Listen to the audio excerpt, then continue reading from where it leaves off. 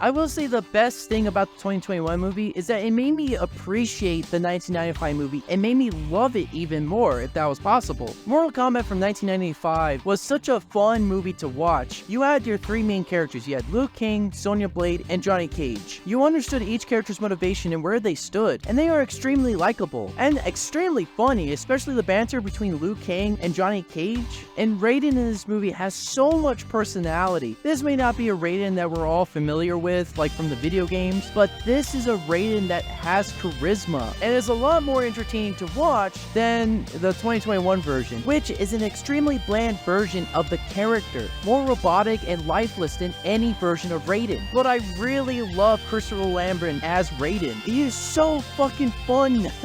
I love how he switches from seriousness to just being a goofball. And Shang Tsung, holy mother of God, is this Shang Tsung? This is easily top tier, like top 10 one of my favorite villain performances of all time. He is so menacing and an overall joy to watch. Like, he has so many quotable lines.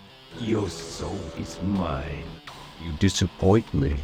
Not very wise. I bet it was so fun to play as Shang Tsung. I mean, there was a reason why he came back for Mortal Kombat 11. The fact that he was in the Aftermath story made the entire game's story for me, and replayable. This actor still crushes it after all these years. And Kano, how can we forget about Kano? If there's one positive that both movies share, it's Kano. Kano was funny and awesome. This movie does its villains justice, I'm telling you. And if we can address the elephant in the room, Scorpion Sub-Zero. After watching the Mortal Kombat 2021 movie, I actually understand why this changed. Yeah, it kind of sucks to take away the iconic Scorpion Sub-Zero story. I mean, that's something I personally love. However, what this does is that it actually tightens the movie. It makes the story more focused, and it's not super bloated like the 2021 movie, where they lack in personality. At least they're kick-ass. Which I think the most controversial change probably has to be the sentient spear. Yeah, it's a little weird that this thing's alive. Now, I'm not going to make excuses for this thing, but my speculation for why this is a thing is probably to show how otherworldly Scorpion is, and to show not only to the heroes, but to the audience what kind of danger our main characters are facing, and that these opponents are not like your typical human fighters. Now, Sub-Zero was very easy to get that point across, but what about Scorpion? Now, it's true that you could just take off the mask and show his skull, but this could be budgetary reasons, or maybe they want to save that for later, for when he fights Johnny Cage to add more of a surprise.